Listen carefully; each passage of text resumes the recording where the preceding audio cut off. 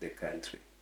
And I spent 17 years in exile and came back home 1996. Liquor and all those things were targets for. So somebody decided we must ban this bottle store, and then they organized there and there. Very soon, smoke was all over. Then we were running. Remember now, the police station is just ahead of us, and we were going to pass in front of the police. So money would come from abroad, and it would be paid into the accounts, I'm not sure, of these lawyers, the Shanshetis and them. And then we would just go in there and say, in Attersville, so many are detained, they are appearing, and then they will send lawyers for those students all over. So we were literally doing that. Say, our fathers are spending money in the beer hall when at home there's no food. So that's all what we want to go and tell them to get out of it. Then that Dua was saying, no, those elderly people are tired. That's the only way that they refresh themselves, by getting into the beer hall. I'm not going to allow you. If you don't, I'm going to shoot.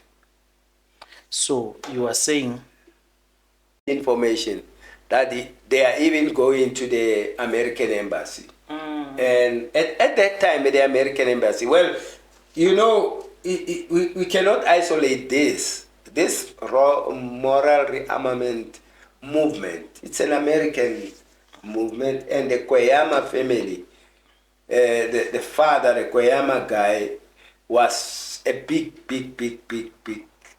business. No, he was a big staunch. Let's go into the swimming pool.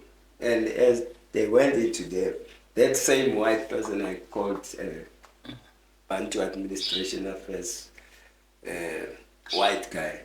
It was one person. He was driving there, and he passed there, and he saw those young kids in the swimming pool, and he just took out his rifle. And me and some other friends who were nearby, we heard that thing. We didn't know what was happening, but then later we found out that that white man shot dead one of the young boys that were there. To us, so yeah, the fundamental differences. Yeah, the fundamental differences is basically the policies. We from the beginning, as PAC and APLA, we came to a stage where we said political talks are not going to bring us freedom. There's been talks, and we came to say armed struggle, and that's why armed struggle was adopted by PAC first in South Africa. Because yes, yes. So we said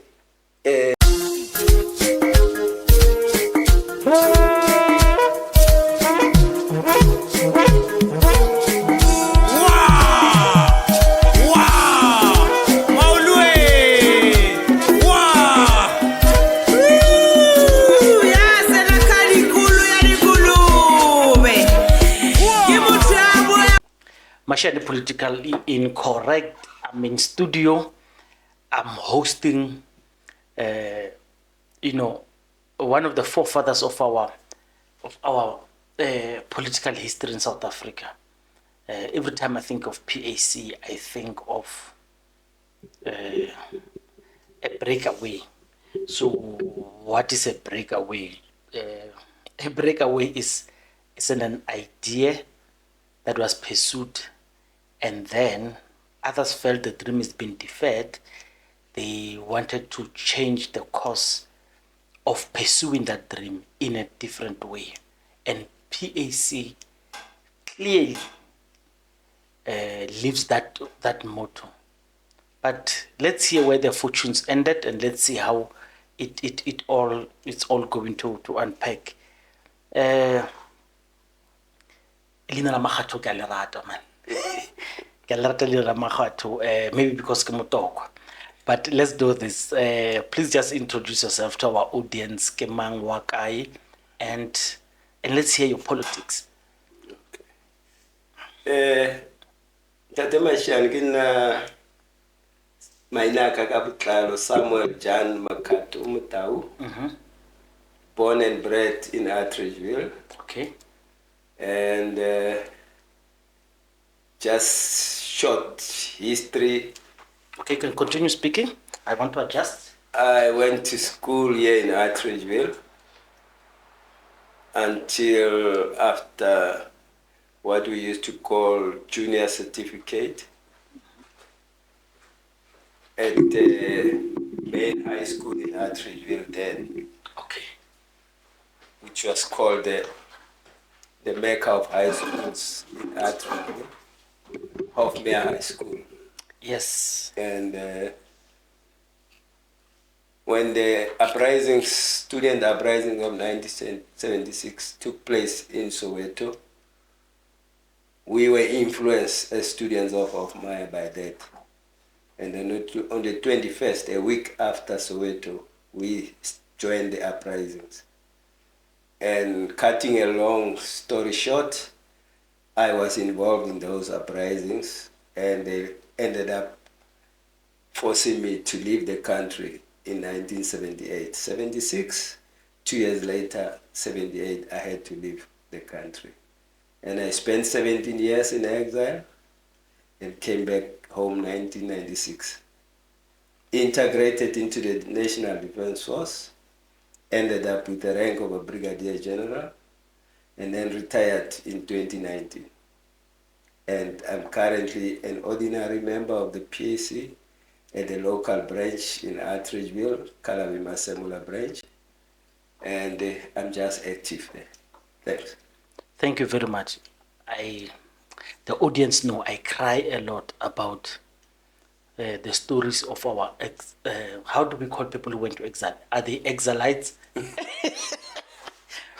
What do we call you? People Exilees. Exilees. Yes. Of the stories of our exilees. The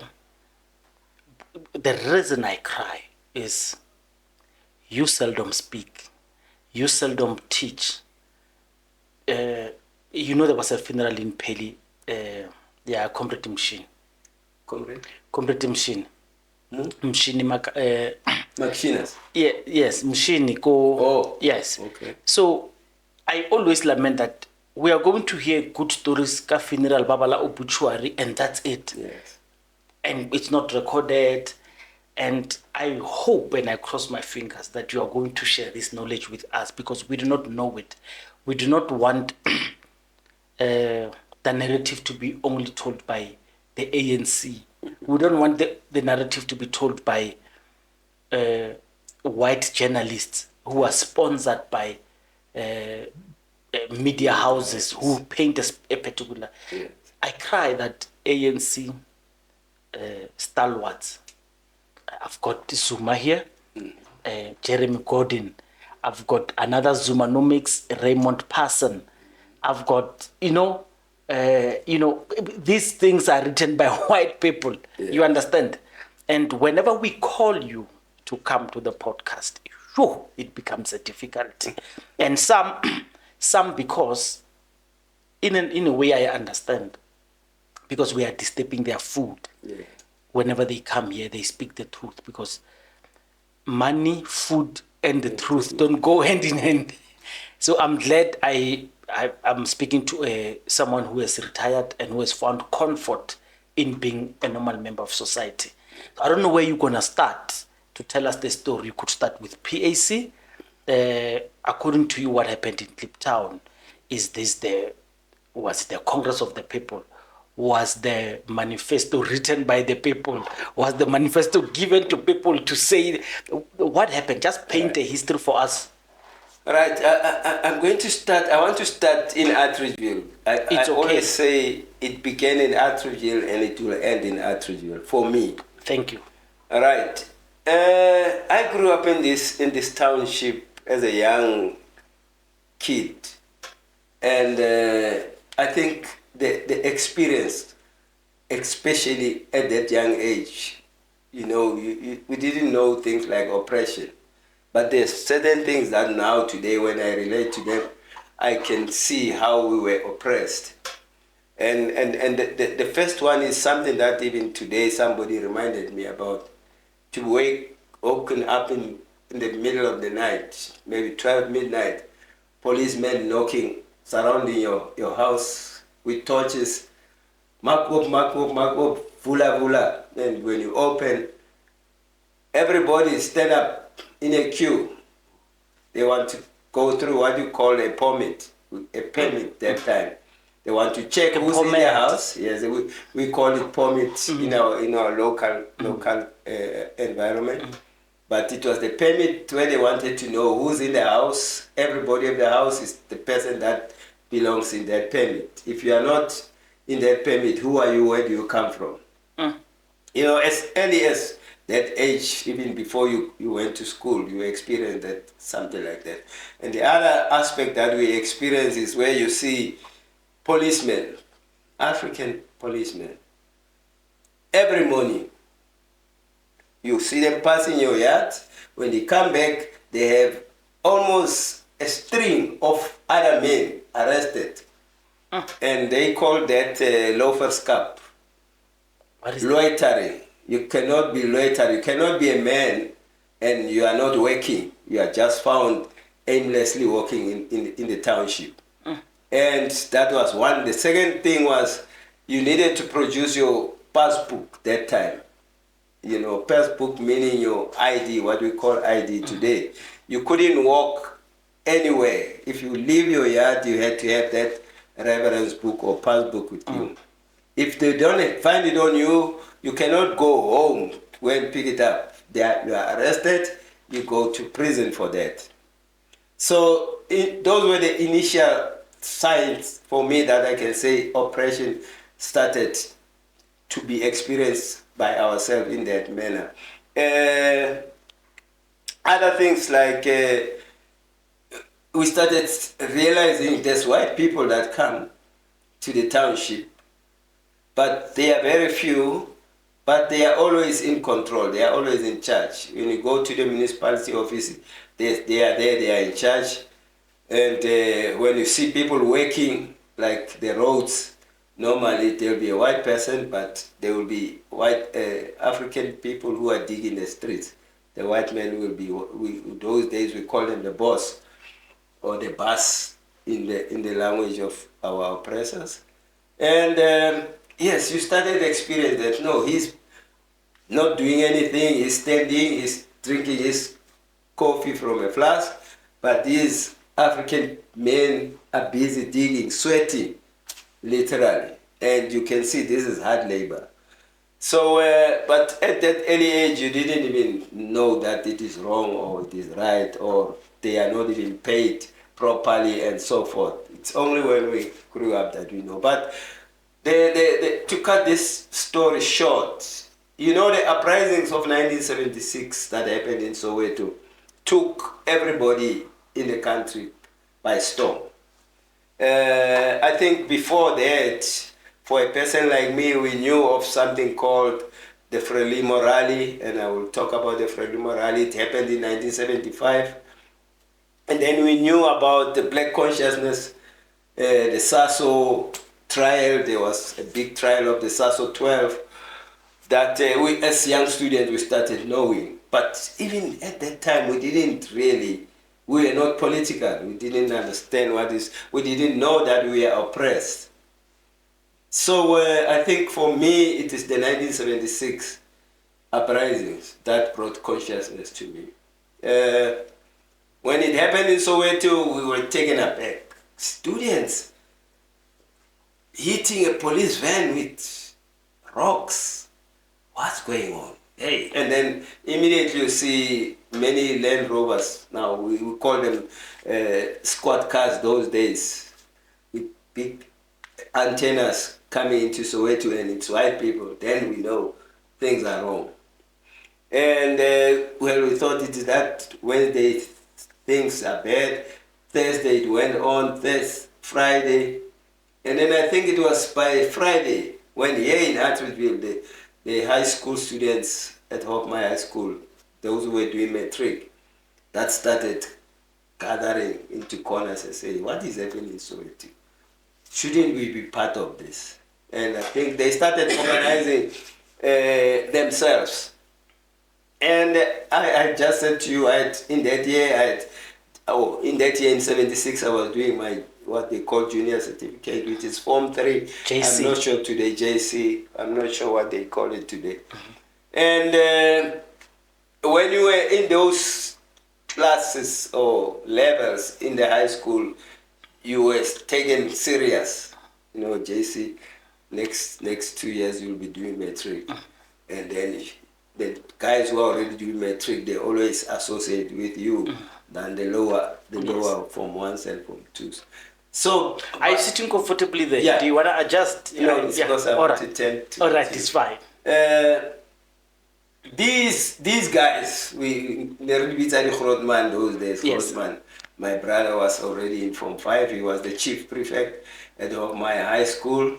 I was just coming behind him at two lower levels before him.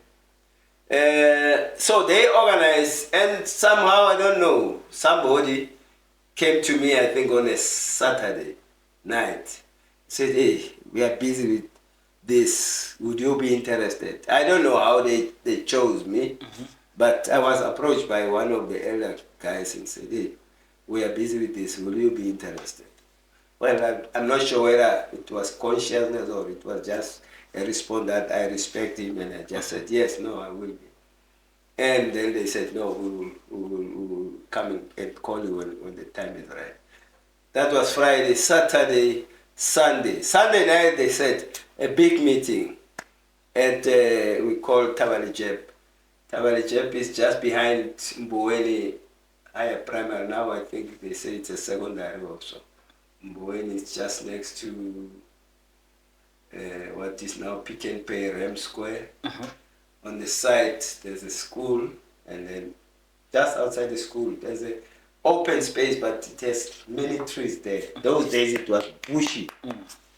So we went into that Tabalijep. That was where we had our first meeting. And that's where we were told, tomorrow, school boycotts, we are getting all the students out in the streets. We are going to march to the police station. You know, it was just rough and tough to say, we are going to get them out of the classes, we are going to take them to the police station, we are protesting, we are joining what is happening in Soweto. There we are, Monday morning, Hoffman High School, out. The teachers were puzzled, what is going on? Get into class, no. Go to assembly, no. We're not getting there.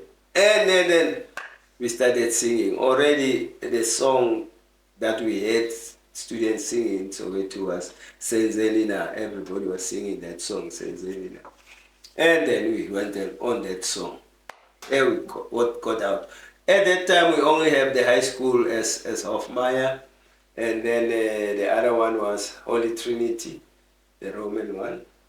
And then we had Dr. Nkomo, but Dr. Nkomo that time was a secondary school, so it ended only at Form 3. That was our target. When we left Hofmeyr, we said Dr. Nkomo, then Dr. Nkomo will come this down, get into the smaller higher primaries that are here, Walton, and then get into Holy Trinity, which was a high school, and then we will go up. But you know, these things, when they are not properly planned, immediately we left Hofmeyr High School. As we were going up, already somebody instigated the whole student. This is a target. This was a bottle store that was next to, that time we had a square on corner Komani and Mareka and this side, just at the hall. That area was a big sector, big one. And then around there were shops, and then next to the shops there was a bottle store for alcohol, for liquor. So liquor and all those things were targets for. So somebody decided we must ban this bottle store, and then they organized there and there. Very soon smoke was all over. Then we were running.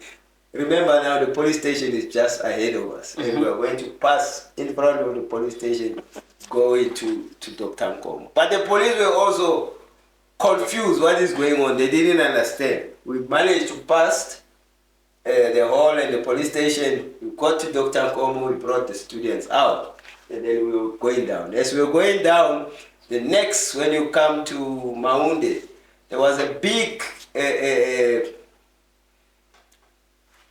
let's call it then, those days we call it a shibin. But it was a beer store. They call it Nyakelangwan. Because when you wanted anybody, you must just start there. Because everybody goes there. So it was there on the way. So already, because we started with the one that was in front of the police station. So this was the second target. Banned it.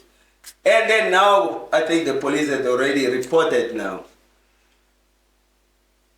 We had gone right through up to Holy Trinity. We've taken the students out. We are now coming towards Mpebatu. That time we had a place called Mpebatu, which was a nice, cooler place where people that want to enjoy go on a Saturday, or maybe even during a week, Wednesday, Thursday. Normally Thursday people wanted to start enjoying their beers in a cool place. So that place was the best, top of the range in the Artsville that time.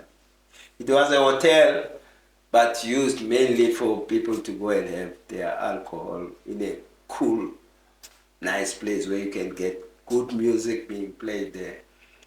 So the people decided, students decided, it's our target. And for the first time when they banned him, or we banned him, I must not say I was not part of that. Maybe the TRC will still bring us in. Something now new started. In Peba, to remember now, this is a hotel. It's no longer. The people decided they didn't loot alcohol at the previous two places. But on this one, somebody said, no, let's start repossessing. So the students started taking alcohol. Everybody that went in there taking alcohol. I think as everybody was looting, then alcohol is becoming less. Then people said, dishes, glasses. Then people said, no, sheets, blankets, and everything. I think just at the middle of that thing, and the hotel is burning. Now, the report had come. I think they only at that time we had few white people, but there was one, we call them PAP. They represented the municipality. They were the overseers of all these centers, like the office here.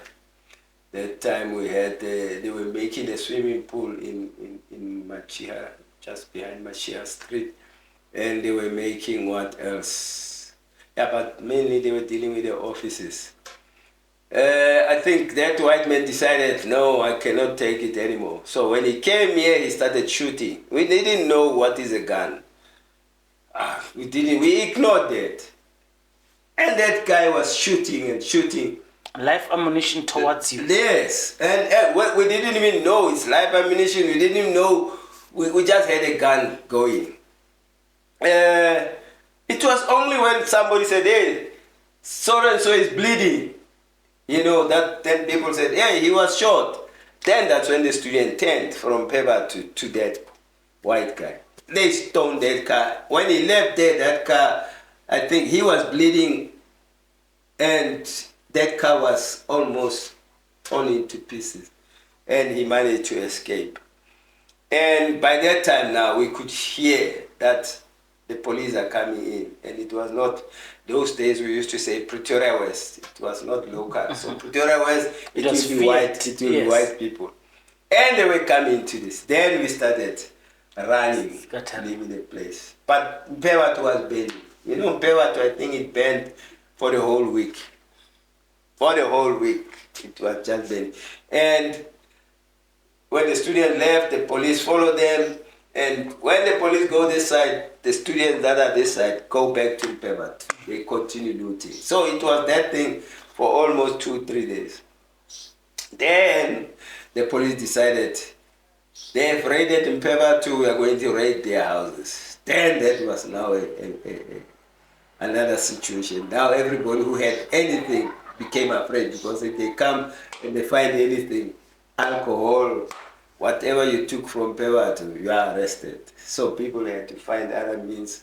I know people, many of us, that we dig holes in our yards, and then we stuffed all those things. But that is the period for me. And that time now, I think the whole week they could not do anything. They could not get hold of the students who were doing this. I think the leaders were very smart. We used to gather, go and do what we are doing, and then retreat. And the police could not get. And they started hunting and trying. And that's where now this element of informers came in.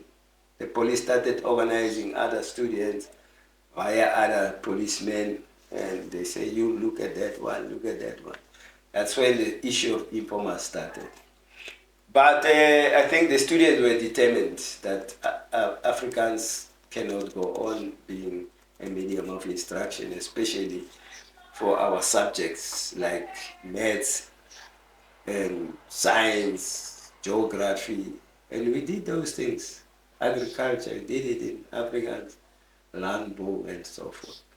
So I think the students were determined, but I think within weeks they'd already arrested most of the top students. And when that happened, people like us became the next people. Oh, we remained, and therefore things cannot stand. First, those who were arrested needed to get lawyers to go and defend them, and they needed to get food. You know, parents are afraid, they don't know what is happening, they don't even know where their kids are kept, because that was another strategy the police used. When they arrested you, they didn't inform the family, they didn't tell anybody. You would only be us students who would search and find and know where the people are. And then once we found them, we would make sure that we you know, I will mention this thing because nowadays it does not happen that easy. In those days, we would go into a shop and a shop owner and say, we are Black Power people, students are arrested, we need money to go and buy them food, to buy them Colgate in detention, and so forth and so on. And those people owning those shops would go into their tills and give us money. They wouldn't say what is prove that you are part of this organization or that. They would give us money. And we did. We bought food, and the police at that stage started another thing. They arrest you in Hartridgeville, and they send you to Mamelodi. You are detained in Mamelodi. You are from Mamelodi, arrested in Mamelodi, they take you to Hammanskraal. That ensures that you are isolated, you are on your own. When they tell you stories about so and so told us this, you think ultimately, yeah, no, somebody has sold me out. When nobody had sold you out, but they would spread those things. But they use this as a tactic to break people down. You don't have your relatives near you, you don't have anybody, your comrades or your friends those days near you. You are on your own. And then interrogation goes on. It was brutal. The police would do anything to get information out of you. It was torture. You know, those who were arrested those days, when they talk about this, they cry literally nowadays. But as I say, fortunately, we managed to get into take the ropes over, and my small group, I will talk about this group because we ended up leaving the country being about 9 of us. In that small group, we ended up becoming the organizers, basically. Amongst us, we had one of the senior people who were the student leaders at the forefront, that the Sheikh Ramatsiva. I will talk about him as we go. The long and short is that we ended up knowing the Council of Churches of South Africa. We started knowing the lawyers' associations and so forth. We were able, even at that early age, to get on the train go to Johannesburg at Plaza there, or at Oriental Plaza, there was a senior counselor there called Shansheti. And I worry about that person because when I read books, when I read everything, I never see anybody talking about Shansheti. That guy did wonders for us. You know, he had the link with then what was called the International, what did they call that association? But it was giving aid to all detained students at that time. So money would come from abroad and it would be paid into the accounts, I'm not sure, of these lawyers, the Shanshetis and them. And then we would just go in there and say, in Atteridgeville, so many are detained, they are appearing, and then they will send lawyers for those students all over. So we were literally doing that. And most of our students never stayed in prison because those lawyers were good. They would go in there and then defend them. And the white people were not happy because most of the students never stayed in detention, never served sentences. They would go out. And this is Shansheti that I'm talking about, that I don't know where he ended up. But he was doing not that job alone. I mean, all the guys like George Bezos, those days, those were the guys that were standing up and doing all the representation. George Sogot, I might not remember all of them, but they would come into the township being white lawyers, advocates to come and stand for our comrades. So yeah, it went on for 1976, 77. 77, we in Atteridgeville boycotted the schools totally. You know, 76, we boycotted until September. September, we went back to school, and that's why I was able to write my junior certificate exam, passed, and then 1977, we started school, we were at Form 4. And not long, I think a month, the student decided, no, we cannot be in class when some of our comrades are in detention. Why must we continue when they cannot continue? So it was decided, total boycott. Then that was a total shutdown. Atteridgeville was dead in terms of school. Nobody was going to school. And unfortunately, I'm not sure, Patrick, when was he shot? This swimming pool that I was talking about was now just being built. It was not even never used. It was still under construction, as they say. But there was still already a swimming pool was there, water was there. So during the boycott of the schools in 1977, I think one of these days, the young boys, they were young, man, Patrick, they decided, man, it's hot, let's go into the swimming pool. And as they went into there, that same white person I called Bantu Administration Affairs, white guy, was one person. He was driving there, and he passed there, and he saw those young kids in the swimming pool, and he just took out his rifle. And me and some other friends, we were nearby, we heard that thing, we didn't know what was happening. But then later we found out that that white man shot dead one of the young boys that were there. So Patrick Muloto was shot there. I forgot to mention that in 76, Irene Palati was the first victim. You know, when Hector Peterson is said to be the first victim in Soweto. In Atteridgeville in 1976, August, Irene Palati was the first victim. She was shot at the Dr. Nkomo secondary school then, in the library. They were in the library, and the police were surrounding the school. I'm not sure what provoked them that they shot that child. She was in the class.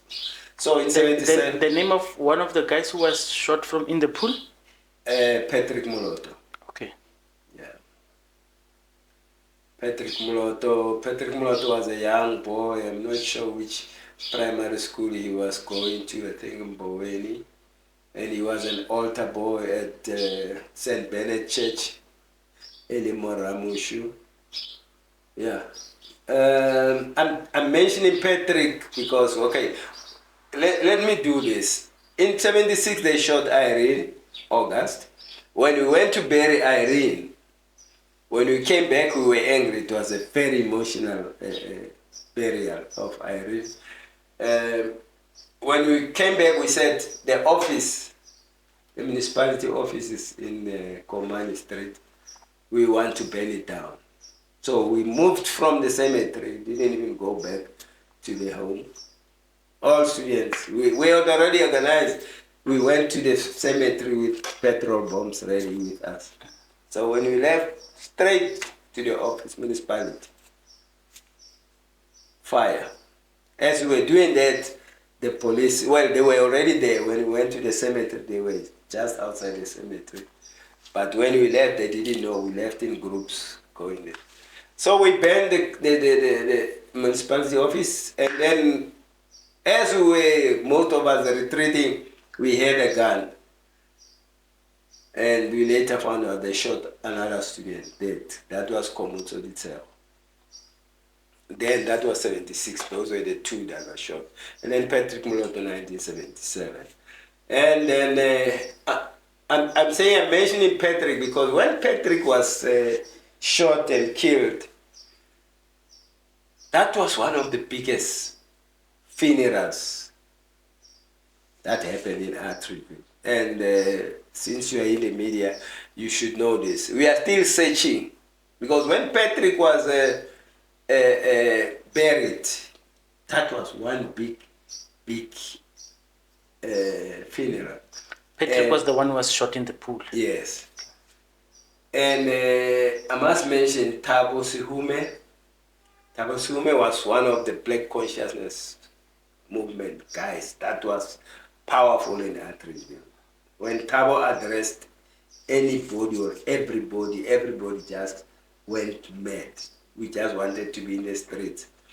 So when that time it was Black Consciousness movement, when they organized to be part of the funeral, then this was one of the biggest funerals. It had all the flags of BCM but the unique part of this is the student movement decided we are now boycotting anything that is we think of. So we are going to bury this guy in our own way. They decided he's going to be carried on a cart, horse cart. But it's not, the cart is not going to be pulled by horses. The comrades would pull that and they would be wearing their long grey trousers, school trousers, and their black blazers. In those days we didn't comb our hairs and they would leave their hair open. And that's how Patrick Moloto was buried. The comrades pulling that cart and going to Anglican, what we call Anglican St. Bernard Church in Ramushu Street, and then thereafter going to the cemetery. You can imagine that procession of all those people going up Machia Street, going to the cemetery. So it was just, sometimes when they review things of the past in South Africa, they sometimes mix what do we think it is our funeral in Atteridgeville of Moloto with the Steve Biko, because they have a similarity. Steve Biko was also on a cart, but the cart was pulled by a cattle. Our cart was pulled by comrades. So that's the only, but sometimes they mix up the two. So we are saying we are looking for a picture of that funeral, especially where the comrades are pulling that cart. Who shot it? We don't know. We expect it was shot. Because if you remember those days, especially after 76 in Soweto, in fact, all the Peter Magubanis and all those famous pictures of the Hector Peterson, we know that that picture was taken because I think we saw it in the newspapers those days. The challenge for us is to go and sit at the city library and try to go to through those miniatures. We tried one time, but we didn't have the patience because we must sit there days and days on end unless you don't have any job to do. So we failed to do that. But we are just saying when we talk to people, we want anybody who has that picture to bring it up because we believe it will carry a lot of politics, especially now that we are going towards the 50th anniversary of June 16 next year. We would like to have that picture. But we are not talking June 16 now. So that was it. 77 we buried Patrick. And then and I'm talking about this group. Now we are in a group, myself and this person that I said, Sheikh Saramateo. So if I must cut this part so that we understand it. The student leaders those days, the main student leaders, just like in Soweto, they had what they call Soweto Student Representative Council. In Atteridgeville, we didn't have anything called that. They did mention it at one stage, but they didn't. Then we have 4 people that led that were known to be the leaders of the struggle. We had Desmond Kanyaho, who then in 76, every student when you meet, he will say, Abuti Desmond te urile. This is Desmond has said to us, this is what must happen. So you will not stop that student. Once he said, Desmond said this. So Desmond Kanya was the main leader. Then when Desmond became very hot and we were looking, searching for him, he went underground. Katisa Teke took over and he was very prominent, and then he was arrested. Then Strike Morwani took over. Strike Morwani, with Morwani we had with Morwani we had the incident of, for the first time, students in Atteridgeville decided, no, they are shooting us in the township. Now we are taking this to town. So the first demonstration of the students in Atteridgeville to go into town was led by Strike Morwani. And when we talk about it, we always remind him that, do you remember the day you were addressing at Mbolekwa ground? At Mbolekwa ground there's a pier on the passage that gets it. So there are 2 piers. Strike was standing on top of that pier when he was addressing us. So we always remind him, remember that? And then there's another incident where we had a standoff. That day, if the police shot, it was going to be a massacre. But Strike was leading and he was in front. We had decided, our fathers, when they get off the train at Swaziland station from work, there's a bar, they called it Mtonjeni. They would get in there. When you are outside, you just hear, oh, it just big noise because there's so many men that are there. So the student decided these old people are finishing the money in that beer hall. So this day we're going to take them out. And the police got wind of this and they confronted us just as we were almost just going to descend on the beer hall. So we were on top in Salisbury, when you know, just before the Dutch church. You can see the Dutch church when you're... There's a school called Makgatho. When you're on Makgatho Street, you're already looking at down towards the arena and down towards that beer hall that I'm talking about. So we were just there, and we were many students. And these policemen came, and they were also many. And there, as I say, if they confronted us, if they shot, no, it was going to be a serious massacre. Then it took Strike Morwani, our leader, to go and face that white commander who was in charge and say, no, we are not fighting, we are not doing anything, but just saying our fathers are spending money in the beer hall when at home there's no food. So that's all what we want to go and tell them to get out of it. Then that Boer was saying, no, those elderly people are tired. That's the only way that they refresh themselves, by getting into the beer hall. I'm not going to allow you. If you don't, I'm going to shoot. So you are saying the student took a conscious decision Yes. of fighting the oppressive system Yes. through the beer halls, the bottle Yes. stores, All and stuff. we call And it was a white person Yes. who was defending those establishments Yes. because it was part of the system Yes. to keep African African people docile, docile yes, and accepting yes, things as they are and not troubling the system. Those days we used to say if you don't get into the student struggles, we said you are enjoying oppression.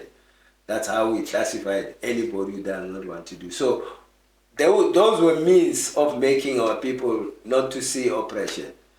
If you go and work, that strenuous work that I talked about, digging the streets, sweeping the streets, those were the works that our people were doing. At those days we called it Asia. I don't know what they call it now, PBA or whatever. But they make all the electrical installation and what. They'll be pulling those cables and all those wires there, very heavy. But at console where they make classes, they would have been burning in those furnaces and so forth. But as they say, when you get into a shebeen, then you have your alcohol, then you forget that thing. And you're not going to trouble the system. We called it the system that time. You will not trouble the system. You will be only a troublemaker if you are a student. Then you become a troublemaker. So that's why we were fighting those. I take a particular interest in this decision, even when you were marching. Yes. You did not plan it, but you found a bottle store. Yes. You banned it. Yes. You went to the next hotel. Yeah. You banned it, and you looted the beer. It was not only you. It happened in Soweto. It happened in Eastern Cape. Around that same time. Yes. What was it about the students who realized that this social engineering came with the bottle stores? Was it a particular educational teaching that you were receiving? No, I think now, you know, we need to, we can link these things now that we know. But those days, as a student, I didn't know what I know today. And I'm sorry, we're jumping the gun now. Fast forward to 1979. Better 1879. If you fast forward to 1979, there was almost 18. They call it the Bethel 18 trial. There were 18 men who were arrested by the system. And amongst them, there were several leaders of the PAC and there were several leaders of the Black Consciousness movement. And the indictment, or whatever they call it, was saying, these are the people that planned, orchestrated, and led the Soweto uprising of 1976. So I'm trying to come closer to the question that, was this a random thing? Was this a spontaneous thing?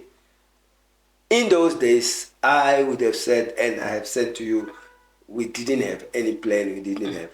But now when you go through that trial,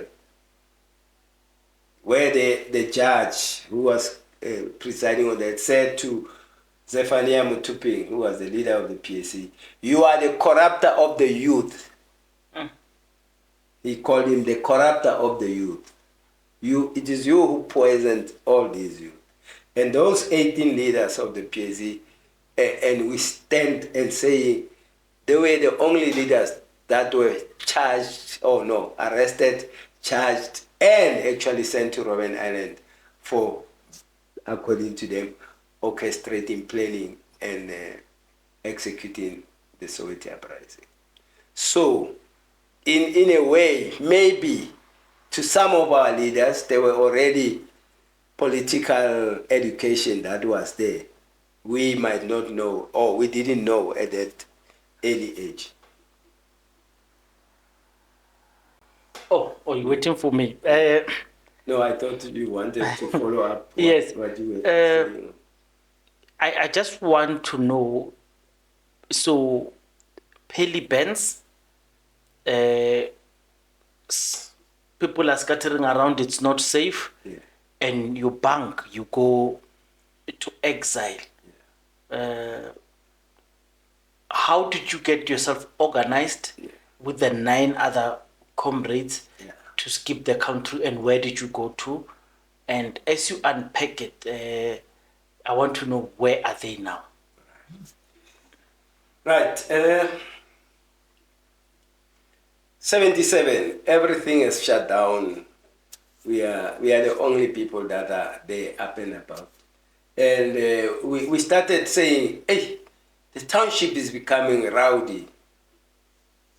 Young girls are becoming pregnant. You know, there's no school. Young girls are becoming pregnant. And there's a lot of, what can we call it, ill discipline in the township. And the parents are complaining, you know. And everybody's pointing fingers at these student leaders. So we became worried, and we started reading, we started asking. And then somewhere I think we picked up that, no, in the 50s something like this happened. And when it happened, boycotts, and then people came with what they called home studies, home schools, home classes. And then we found that, then we started to say, hey guys, maybe we must start something like that. So we started organizing in that direction to say, guys, let's just not be wild, drinking, impregnating each other and so forth. Can't we just get studies going on amongst us? We will get people that are teachers to come and lecture and teach and so forth, just to keep people out of this naughty stuff that is happening in the township now. So we were busy doing that in 77 late in that direction, and we started organizing even parents associations to say, come and support this whole thing, so that it should not be now the students alone, the parents alone. We are now at each other's throat. Let's come together. So it was really taking shape properly. But at that time, the white policemen had taken a decision that we want all these student leaders in jail. That's the only way we are going to get the students to school. And unfortunately for us, or maybe fortunately, I don't know, they had already won over one of our leaders that I said he was the third. No, he was the second, Katisa Teche. They had arrested him, detained him, and when he came out of jail, he came back to school. And then, well, affected by the 77 one, so he was also at home. But he started, they had, with another family, the Koyama family, they had an organization called Moral Rearmament. And they were advocating what the students are doing is wrong, you know, morality and so they were saying, now in this vacuum, let's occupy the students with this moral rearmament. And Kati, having been a student leader, had the influence in the students. And several of our students went into this. And now we're divided into two. Fighting amongst each other. Yeah, we had this group of ours that said, boycott, boycott, boycott. You know, even I remember the pamphlet was written by one of my comrades, and his surname is Phillips. And when the white policemen were looking for, their worry was, who's this white person, Phillips, who's causing this havoc in this township? We want that person. And when we get him, hell is going to be let loose. So we had the Kati group and our group in the township. And then I think for us, we were quickly maturing with the struggle. And we were reading the newspapers. Every morning we wanted to read the newspapers. We were aware that there was something called the border war. We knew that in Namibia there's a big fight. We knew in Zimbabwe there's a big fight. We knew in Mozambique, oh, that's where the friendly morale comes in 1975. Before you go there. Yeah. So you were suspecting that Katiso Sateche was a spy? Right.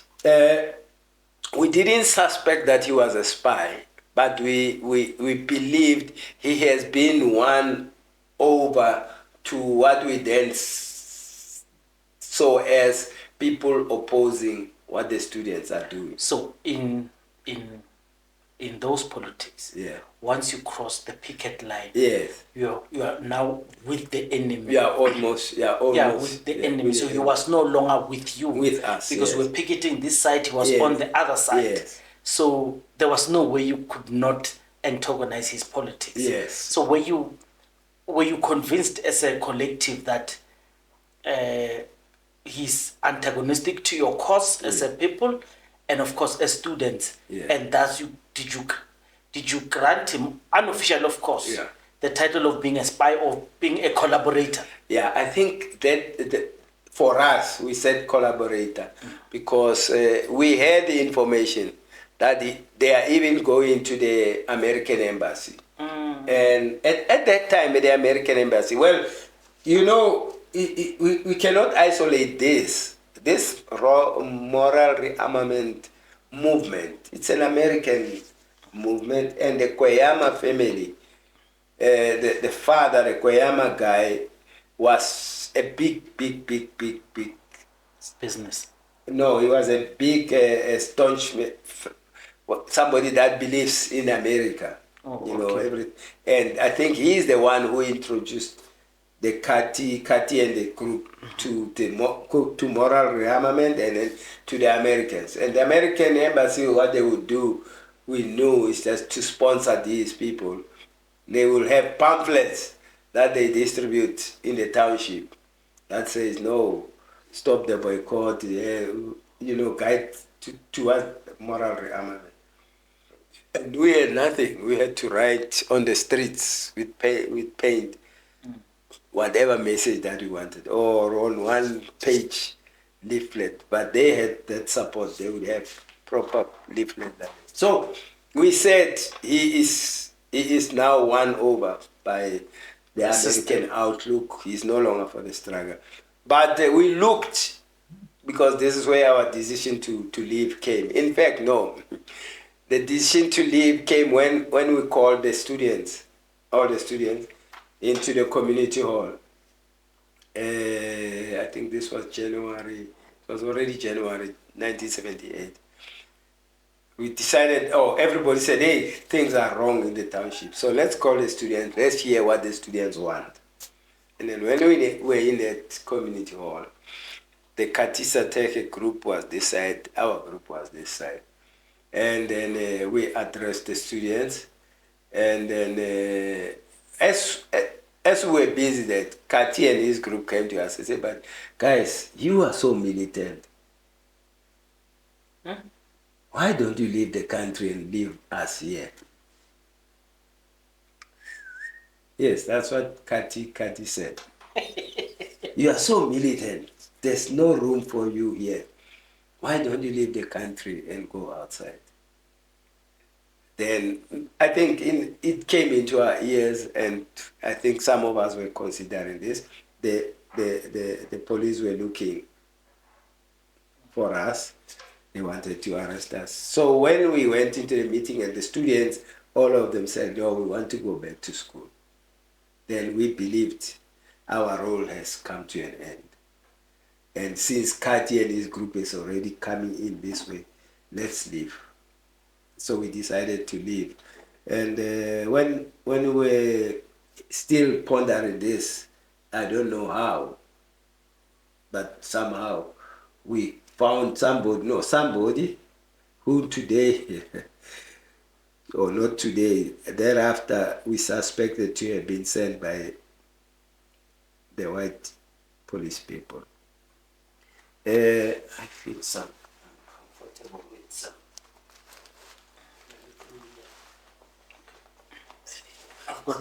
I've got.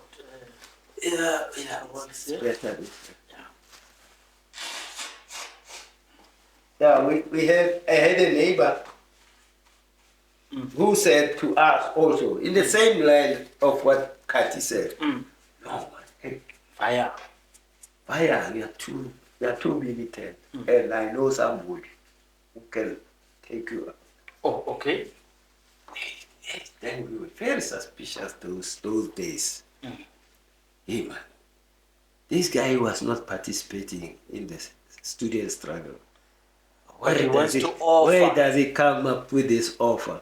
But we were under pressure. This David Phillips, who had written the pamphlet Boycott, and the whites were looking for him. They had visited his home thrice. And I think the last time they went there, they said to the brother, you either get him, then you bring him to us. If we get him, you guys will never see him again.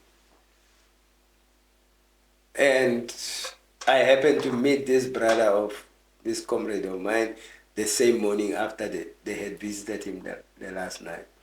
And he asked, where is he? I said, no, he's fine, he's okay. He said, please tell him you must leave this country. Ish.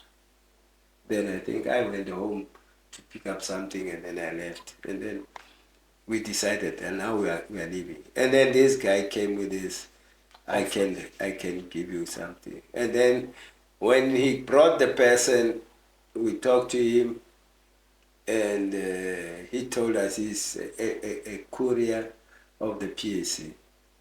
And he already had somebody, an elder PAC member in the township, who he's been working with. If we are not sure that he's the right person, we can go to that old man. So he took us to the old man. That old man was a PAC stalwart, and Tate Matlala, and Tate Matlala said to us, no, you are safe, you can go with him. In fact, if my kids, they were young boys, said if they were already your age, they were going to go with you. But you can see they are very young. Then that's how we became comfortable.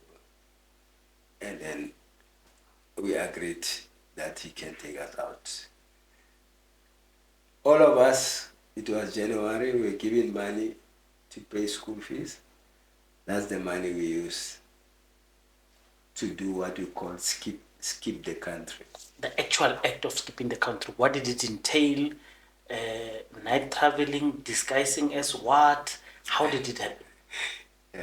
This is a funny thing that I'm going to tell you. It's supposed to be that way. But we were already, this group of 9, having participated in this student uprising, we were already highly politicized. We were already militant. Just to show something, in 77, as we were on the boycott, Steve Biko's inquest was taking place in the old synagogue in Pretoria. And because we were the guys that were organizing these lawyers and George Bizos and I think Sogod were supposed to be representing the Biko family, but they were at the High Court. We had to walk to the High Court to go and fetch them, and I always tell Ndadera Mazeba about that. I say, I wish somebody had taken a picture, if it was these days of the phones and what.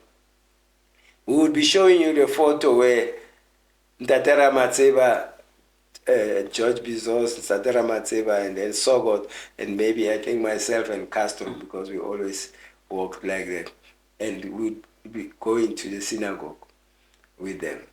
So I'm saying we were already highly politicized because when we read the newspaper, we already said, we had a guy, Mugabe Mukoni, I will talk to you about it, who would always say, no, when you read the newspaper, when they say 6 terrorists killed, you must say 60 white soldiers have been killed. That's how you must read the newspaper.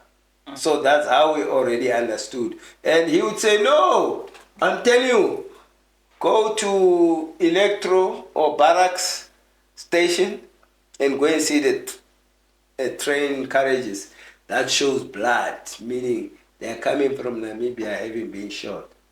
So that's how we were. And just to add on this, then on 76, an incident that happened that convinced us that we can go to exile and spend 3 months and be back. It was the incident of Solomon Mahlangu. Solomon Mahlangu from Mamelodi skipped the country, went into exile, MK, trained, I think, crash course. The same 76 Solomon Mahlangu was back in the country. And then the Koch Street incident happened, he was arrested. For us, we were convinced you can go to exile 3 months and be back. So when we stood up, we said, we are going out 3 months, we are back. We are coming to fight. That's how we took that decision. Now we had this, you said it must be a disguised, it must be a disguised thing when you hear about Dr. Nkomo in Zimbabwe, when he was having problems with Mugabe. They say when he left, he was wearing a woman's dress. They didn't know that this was Nkomo. Yeah.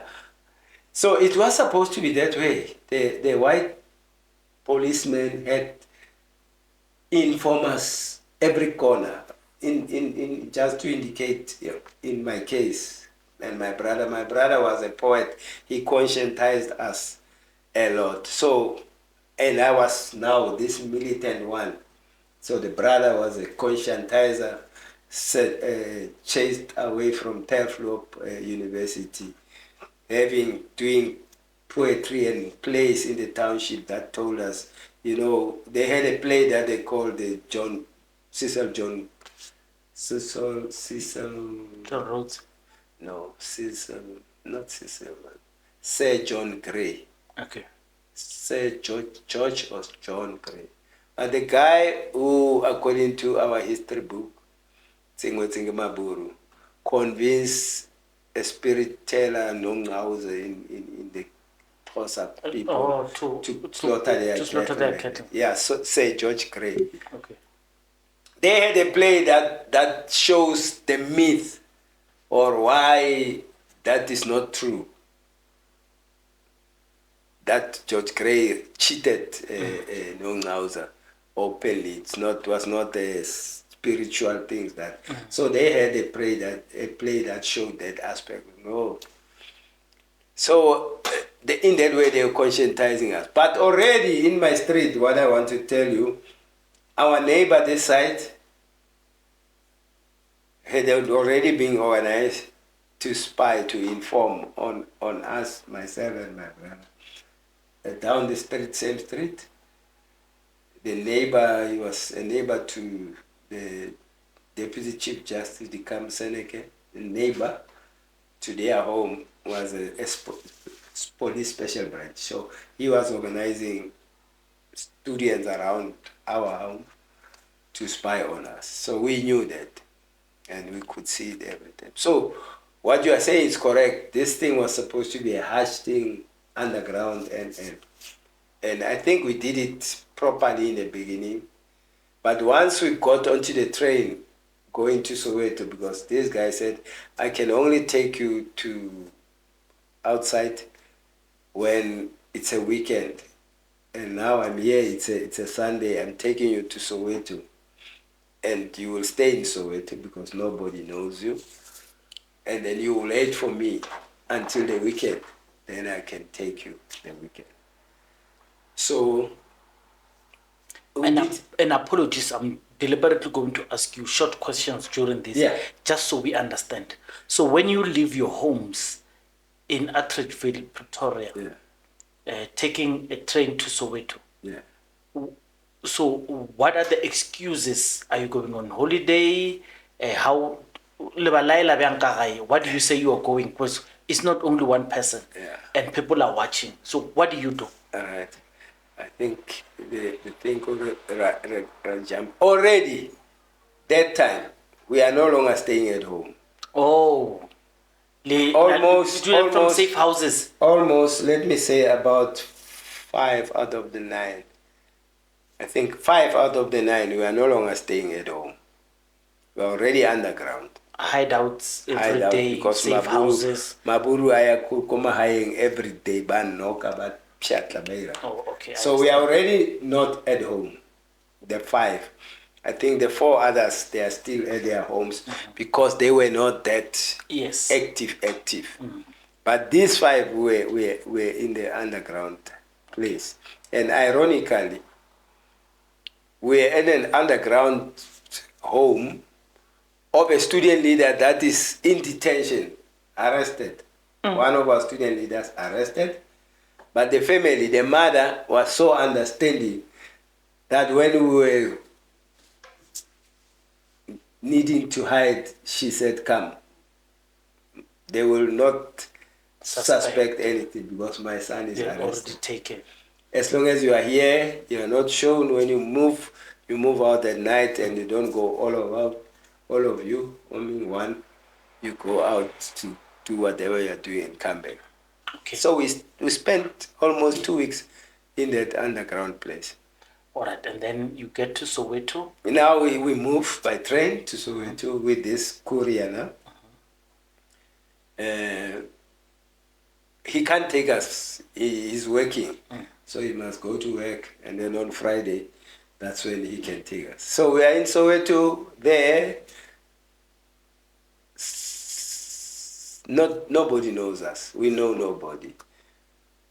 And we stayed there. We arrived Sunday night, Monday, Tuesday, Wednesday, Thursday. On Thursday, something strange happened. When we wake up, one of us says, "Hey guys, I dreamt of home." Ush. Hey man, hey, now already we are tuned up. We are going. Hey man, hey, you can't talk that. I said dreamer home, dreamer the AK-47. That's our dream. So scattergun nonsense. That's our language. We are going. Hey, I think this guy was torn in between. I'm going or this dream of home. No, it's fine. We allow people, I say one person go walk outside. Nobody knows you. Just walk and then come back into the house. It's fine. That day, during the night, that guy had not come back.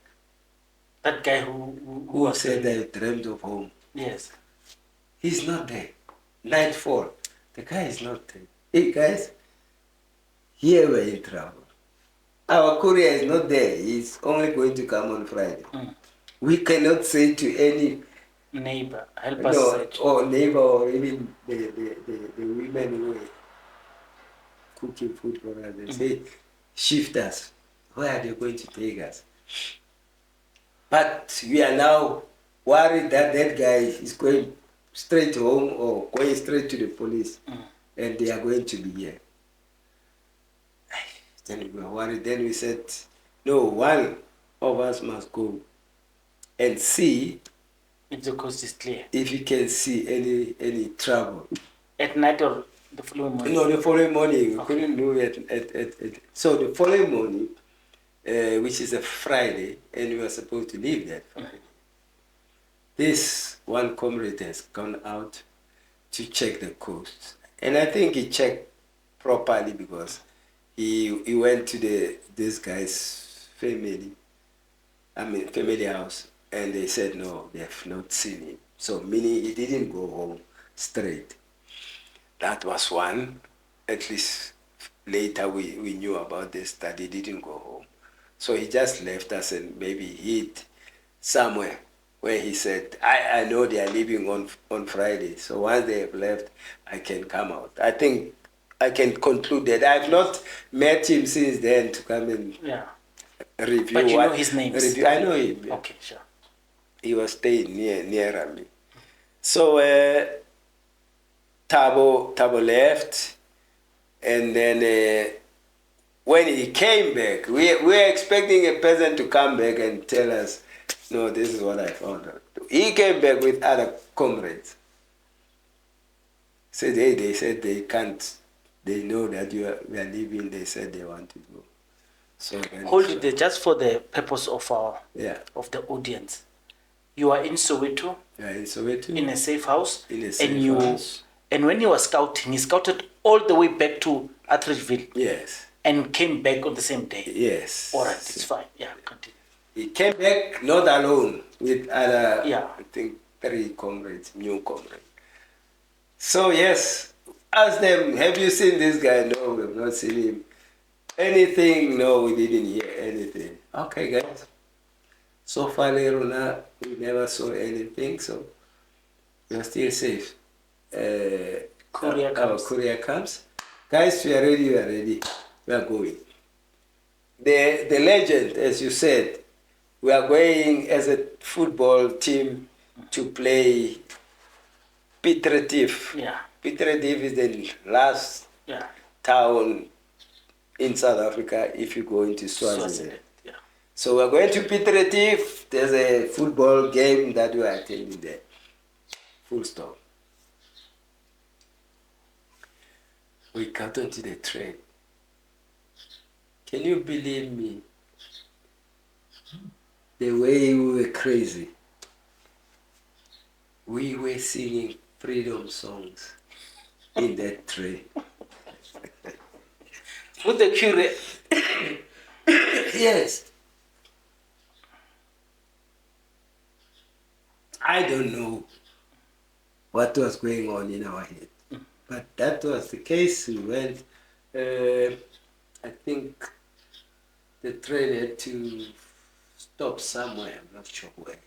But this is where something strange also happened. As we were standing there and people get out of the train, one of our comrades, Jan Shoba, I think now you know Jan Shoba from somewhere. Jan Shoba sees one classmate, a student classmate, and that lady greets, hey, Jan, yeah, so and so. Where are you going? No, here, Piet Retief and all that story. But it was a strange thing that Jan could see the student. But remember, we were still on boycott, so maybe the parents said, go home in the rural, we will come later when the schools are. But we happened to see that. So that was, but there was nothing hidden. We were singing freedom songs that time. I think when they said, if things go wrong, they will go wrong. If they don't, they don't. We didn't have anything. We went right into Piet Retief. When we arrived, that's where our nightmare started, in Piet Retief. Our courier, his way of doing things is when he gets down in Piet Retief, he goes, he already has somebody that has transport to pick us up, to take us to the borders. Right? That's his modus operandi. So you use Mahamba. Sorry? Are you using Mahamba? Well, Mahamba border gate. Well, look, we don't even know those borders. It's the courier that knows. But I can answer you later. Yeah. Because or I can answer you that we used Oshuk. Okay. Yeah. But I will tell you what happened that we even had to go that far. When the train gets off at the station, we get off, and he says, wait here, I'm organizing my men. He comes back, he says, hey, that guy is not here. So the antennas now stand up. What's going on here? He says, yeah, trouble. Just as he's trying to look around, here comes an old, I don't know if you know those trucks, a Fargo, we used to call it a Fargo, just a big Ford, old Ford. and it's just a bakkie at the back, and an old man is driving it. So this courier is very skilled, sharp. I think he has done that many times. He just rushed to the old man. The old man might have come to buy something. He just negotiates and says, no, I have it. Guys that must rush to a football, can you pick them? Because there on the you can see now, even yourself, that here there are other people here who are doing other work. So this group of young men, they are bringing a lot of attention on themselves. So we jumped into the old man's truck, and we were taking the route to, according to our courier, to the borders, towards the borders. As we hit... Is the courier with you or he left behind? The courier is with us. Oh, okay. We are getting, he's in front with the old man, with all of us. And the rule is, if anything happens, jump out of the car, get into the bush. Just find your way. That's the rule now. As we hit the road, from the direction that we are going, here comes a Land Rover. Whites only, policemen, dogs barking, speeding towards the station. The courier looked at us and pointed at us and said, bad news. Meaning somebody there has called the police. He just allowed, I think, 10 minutes, and then he said to the old man, 10. The old man, 10, stop, guys, out. We jumped off the car, cross the fence, right into the bush. Go, guys. And there we were. Think we were around 10 o'clock in the morning. We went into that bush right through the day.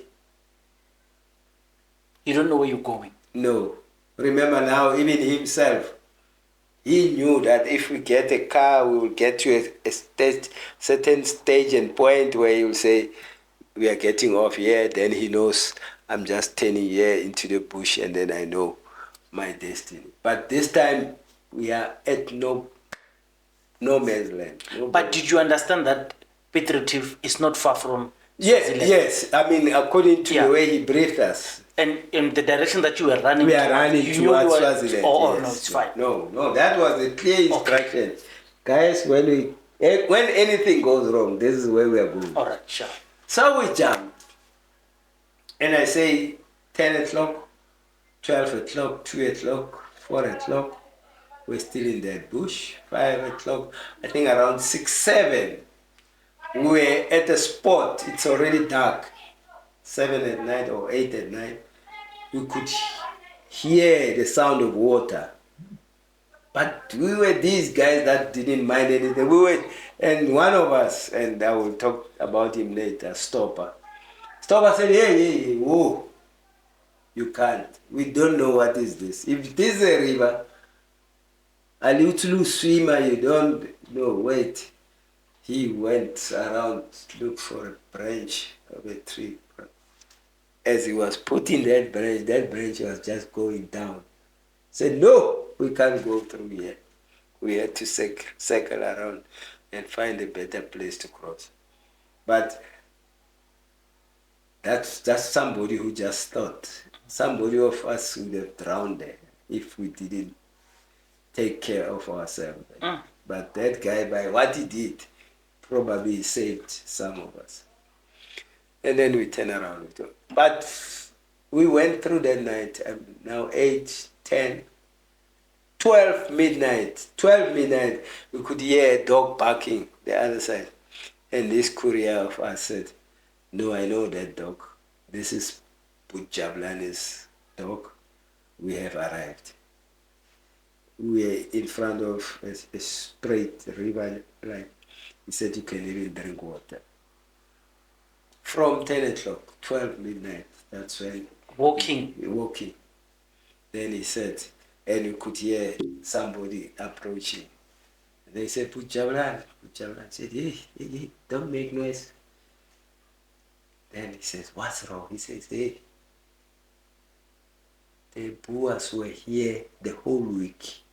They were just camping here. They just left this morning. Oh, they knew So Buchanan I was think harboring. they had information, and they were waiting there. They didn't know that he was going to stay for a week before he picks us up.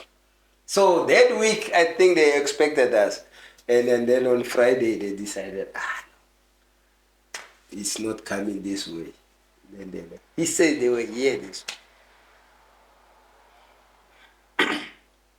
And he harbors these fugitives who it's you and put John Showa.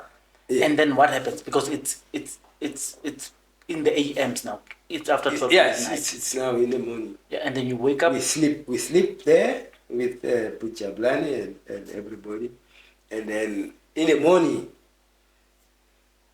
this guy, the courier, must go out and find transport, almost a similar transport. To go back to South Africa. No, to go now into Swaziland, Mbabane now. Here we are in the outskirts of Swaziland.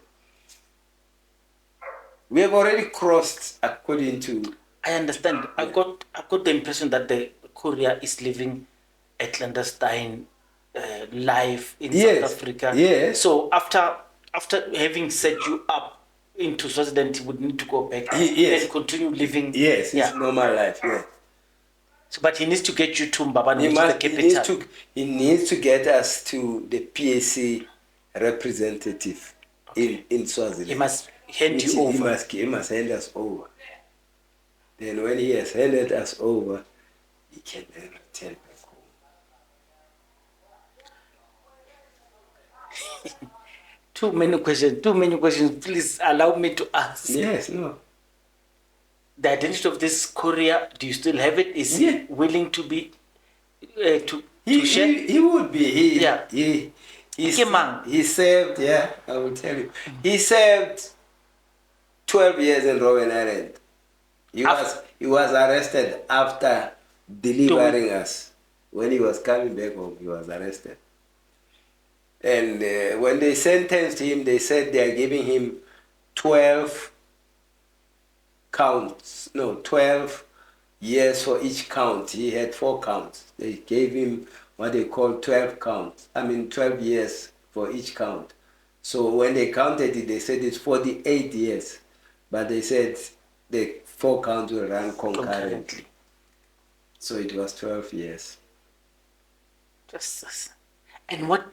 His name is, we call him Brade. He's David Tarazimbi. He's there in Cape Town now. And I can already divert the irony of that with this Robben Island number, with our accounts that he was not only our courier, he couried several groups into exile. He is not recognized as a military veteran. He does not get any support from anybody as we speak. Despite affidavits that we have written, we still don't understand this. Normally they say when you have your Robben Island number, that thing, in fact, all the older veterans are getting military veteran support because of those numbers. You know what's the saddest thing? I was interviewing Comrade Motsepe at Mbelegwa when they were having memorial service for Comrade Mashiane, who, like, he was the last of the detachments of MK, but they were trained inside with the number unit 10. So they were telling me that he did not get his authorization because of those processes. So he wasn't integrated.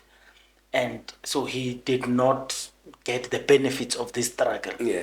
And you are telling me of someone who sacrificed his life and was incarcerated at Robben Island, who is still alive today and is not getting the benefits. As we speak, he's sick. His wife must see to whatever his needs are. He can't be treated at military ward. Military hospital.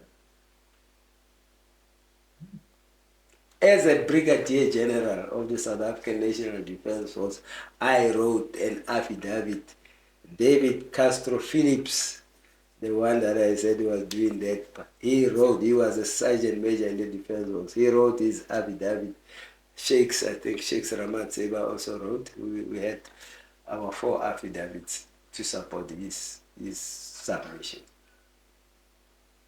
Up till today, nobody can clarify me. I went to Cape Town with my wife with all the affidavits. We went to the PAC representative who represents the military veterans. Mike Masala, I was with him in exile. He knows me, so it's not somebody that can say, yeah, we gave him those documents in his hand with the courier with us. And as we speak, now when I retired in 2019, they don't do the automatic thing that you are in the Defence Force, you are a former military veteran. Automatically, when you retire from the Defence Force, they must put your information into the military veterans database. No, you must go and apply. Okay. Which something crazy according to me. Ish. The system should know that we have people who have been in the struggle. They are now in the Defence Force.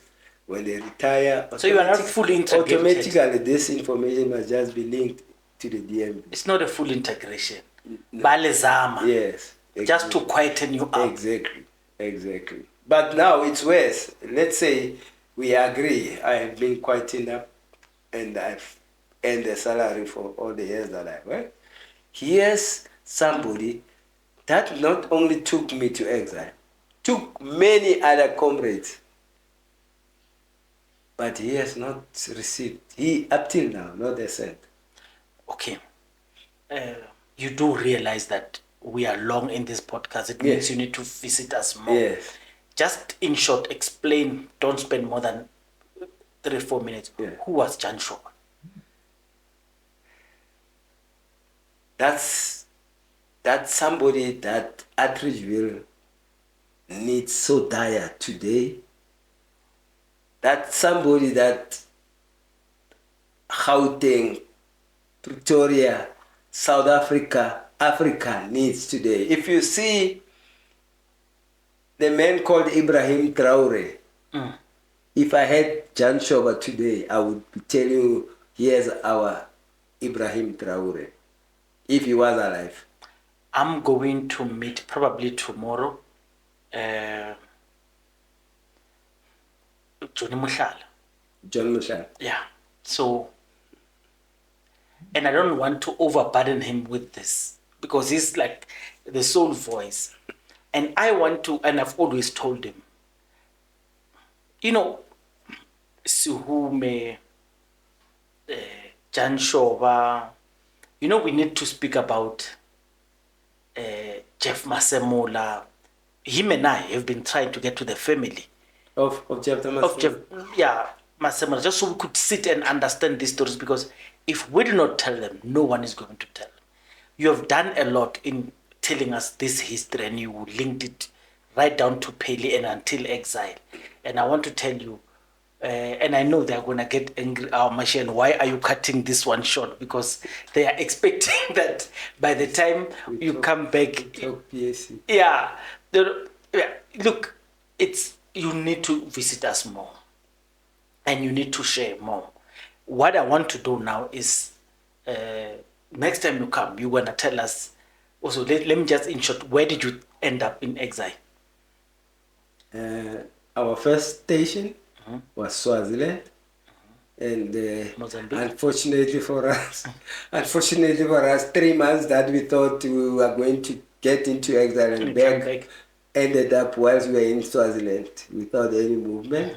But then Swaziland, we went into Mozambique because that's the only place where we could get a direct flight to Tanzania. So from Mozambique to Tanzania, Mozambique we just stayed overnight, and then we flew to Tanzania. Tanzania was our main station where everything was. So you're going to tell us the headquarters. Tanzanian It experience. was the headquarters of the PAC. Yeah, I will talk Alright. with you Swahili if you want to. Yeah, thank you very much. So I'm going to ask you questions that are relating to this. Right. Yeah. Let me start with this. Why are we not having, whether it's annual or whatever, a memorial lecture of Masemola? There are a lot of veterans in Atteridgeville, Peli. Why are we not having Masemola? Is it political jealousy from the ANC who does not want to support PAC programs? Because we need this memorial lecture. We just had a memorial lecture, yeah, Solomon Mahlangu, by the way, by MK, and the ANC got very disturbed. You understand? So why is PAC, or whether the ANC or other, why do we not have memorial lecture, yeah, Masemola? Okay. Thanks for that question. I said to you when I started, I belong to the local branch called Kalabi Masemola. PAC branch in Atteridgeville. Kalabi Masemola is chapter Masemola. Yes.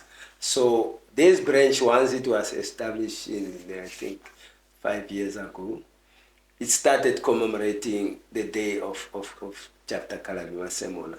I think it's only this year, because of many other things that were happening, we couldn't have the chapter Kalabi Masemola. But we have annually observed that day. What we have not done, it is to do what the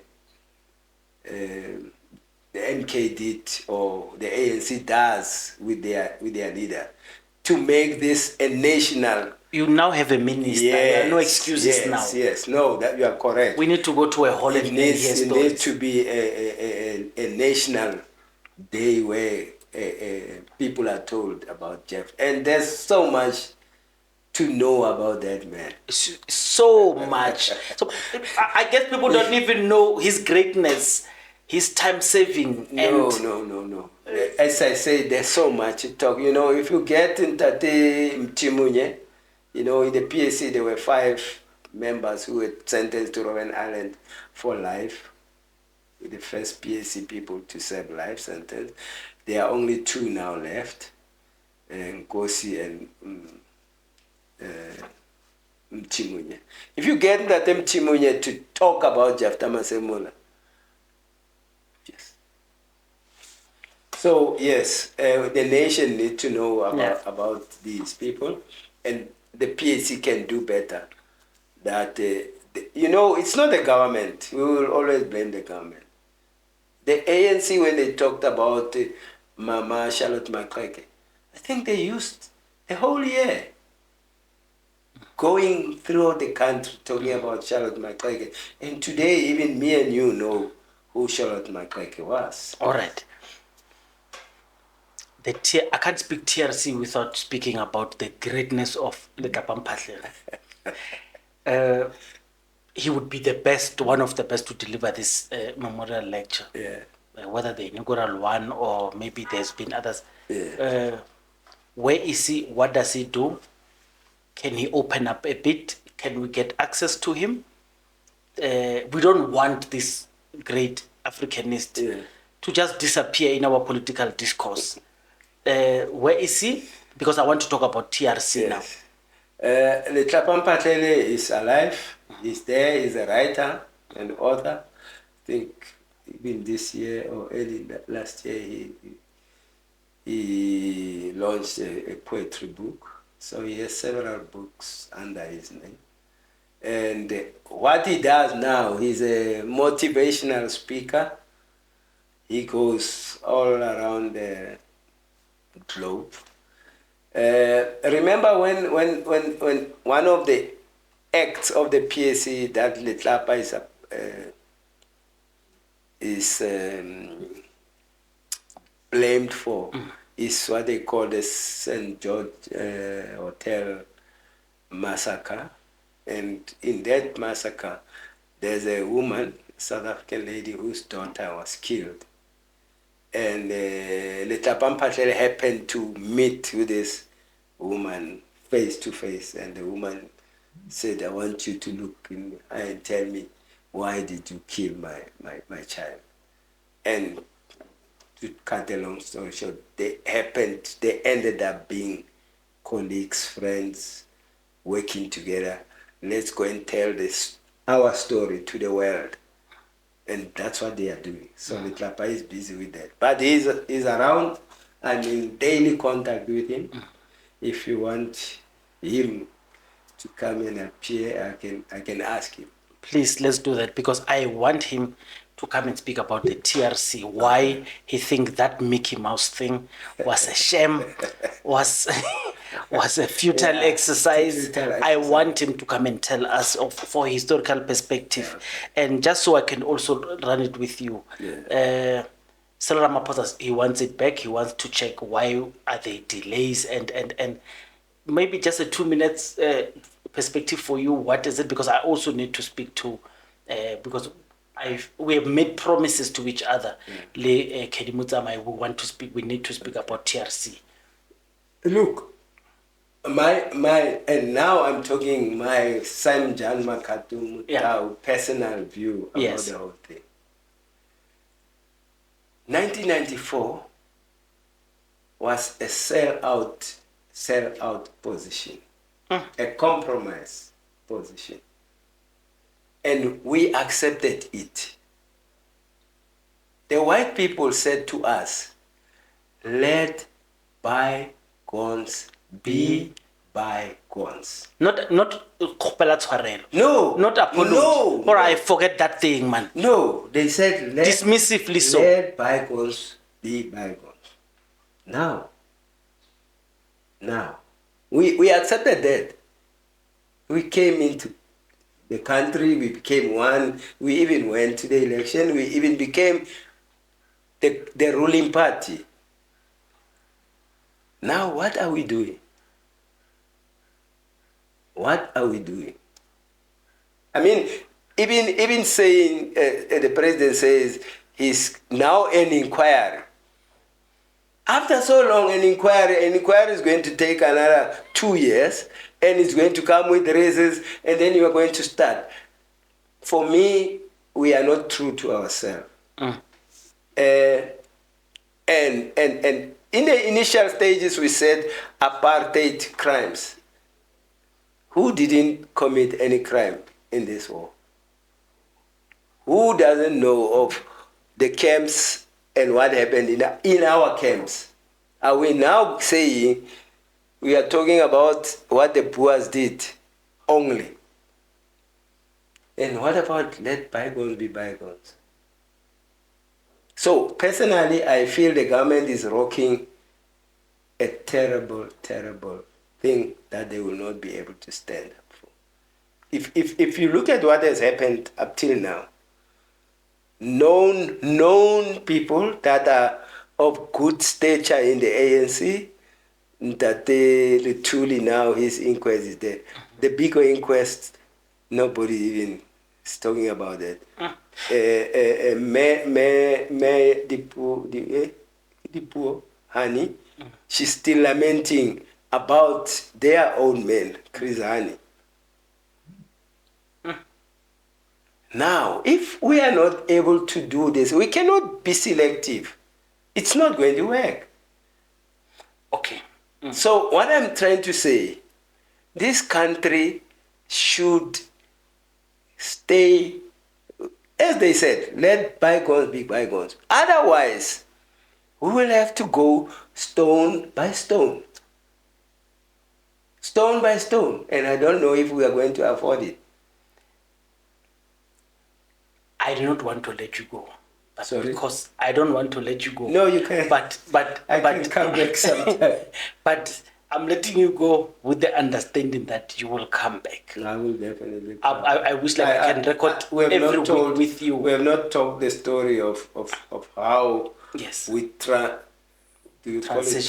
transform or change yourself from a young student from Atteridgeville into exile, into now a military man. You know, it's a when I was growing up as a student, I wanted to be a doctor. Ish. Now look, and your grades were good. Look at the doctor. Yes, no, I At lower primary, my teachers used to send me to go and buy them food because they didn't worry about me missing class. I would catch up. Yeah. And this was the same. John personally Mutala, the one you're going to talk to, ask him about Po. He calls me Po, or Mutswiri. Yeah. I was with him Liborangata in Hope Maya when this happened. So I wanted to be a doctor. Now, can you see the contrast? Yeah. Doctor now becoming a military man. so we need to go further and transform and say, how did this affect you and how did it transform you? So I'm closing it with the fundamental differences between Umkhonto weSizwe and APLA. The then ANC's MK and the PAC's up. Just in short, just give it to us. So, the fundamental differences. Yeah, the fundamental differences is basically the policies. We from the beginning, as PAC and APLA, we came to a stage where we said political talks are not going to bring us freedom. There's been talks. And we came to say armed struggle. And that's why armed struggle was adopted by PAC first in South Africa. Because Sol Blake Khalang wala mangwalo. Yes, yes. So we said, in fact, other people say if Madzunya, the late stalwart PAC Saku Alexander, if he managed to win the election and beat Sobukwe, we would be talking a different history of this country. Because Madzunya, in 1959, he said, let's take our pangas. Let's slash. Yes. By 10. Yes. Let's slice. So fundamentally that was it. Even when we were in exile, our view was that the MK has been instructed to kill inanimate objects. You know, hit a pylon there, put a bomb in a police. Into sabotage. Yes. And horror, terrorism. And just to close it up, we always felt hurt sometimes when we see them being arrested. Because in the PAC we didn't understand how Joe Slovo could become a commander of MK and a real commander that sends our comrades to war with his likes in South Africa. That was our position. So we say fundamentally we differed with the MK because we believed in the guerrilla war, people's war, as practiced through the Chinese model of people's war. And they had something that they said South Africa is a they call it a colonialism of a special type. So they already said for them. Yes, they already said armed struggle should be what they Suspended. call urban attacks. Yeah. And that was contrary with us. Immortalized in movies. With now. us, we wanted to see base areas coming into being and then using using the rural areas to encircle the cities. But they said, no, there's nothing rural that you are talking about. You are going to die. Get into the urban area and then you'll make the revolution quicker. So those were a fundamental deviation. Okay, they had the Soviet Union muscle, which could give them arms, but we believed our arms are there with the enemy. We must go and disarm the enemy, and then we are armed. Thank you very much, Mashiane. Politically Incorrect. It's been a long one. I'm reluctant to stop it, but I have to stop it because I don't want it to be long. So I'm leaving it with the with the understanding that we're going to do it. Another one So when we do the next one, we'll explore many other things that, like I say, I do not prepare. My podcasts are not scripted. I ask him questions based on what he told me. So what we're going to do is we're going to get Johnny Mutlala, his ANC. You remember we spoke to Uncle Fred, his ANC MK veteran, a very old man with lots and lots of wisdom. And I think it's very important, and we are lucky to hear a perspective from someone who comes from the Pan-Africanist Congress of Tanzania. Mashiane Politically Incorrect, let me leave it. Something. No. Is it you that did the Uncle Fred from Mamelodi? Yes. Can I just Yes. can I just say something about? Yes, please come. You know, when I saw that podcast, I was really moved. Yeah. You know, I was really moved, and to know that in 1977, during the student boycott, total boycott, we wanted to leave the country, and we went to his home, Freddie. Yes. Because we knew he's taking people abroad. So we went to his home. When we got there, they said he just left with a group. If you wait, maybe after 2 days, he will be here. We were prepared to wait. Now let me tell you what happened. Whilst you were there, the younger brother of the other comrade that we were with knew that we had gone there. He went home and told the mother, and the father of that comrade of ours was a policeman. So the mother told the father and said, hey, they say they are in Mamelodi, they are leaving. And the father said, I'm at work, I cannot move. Just go there and fetch them. As we were sitting there waiting that Freddie might come back, here comes the parent. And she didn't want to hear anything. You are all going back home. We left, and that's how we couldn't go. But listen now, had we found Freddie, Would have gone, and I would have not been APLA and PAC. Yes. I would have been MK. But when I listened to him talk, yeah, I know that we share the same experience. Yes. The same experience. He is not happy about what took place. yes, I'm not happy about what is taking place even now. And that's the struggle that all of us are in. So one thing that I promised, and I would love to meet him. I would love to meet Freddie. We'll organize and it. Talk to him, yeah. We'll organize. I have a busy weekend that is coming. Yeah. I think maybe that's why I'm meeting Johnny Mutlala. We'll just check with Uncle Fred. He's in Mamelodi. We could have maybe a proper sit down with the uncle in his office, so we could just talk about all times. Just you know, simple, because when Ali Johnny Mutlala believe Atteridgeville is the place, and he's adamant that Mamelodi is. I heard him. He was teaching me a lot of I heard what do you know? No, Mashiane. That's why I want to meet him. No, really, no, we'll organize. He did. I mean, we knew him from Atteridgeville. Yes. That he is the one who's taking people outside. And 77, had we found him, yes, we were gone. Because at that time, we didn't talk PAC, ANC. We were talking, we want AK-47. That's all what we wanted. And that's why Solon Matangu influenced us. Because we said, this guy from Mamelodi is already back. He's already fighting here. Yes. It can be done. Let's go. Ish.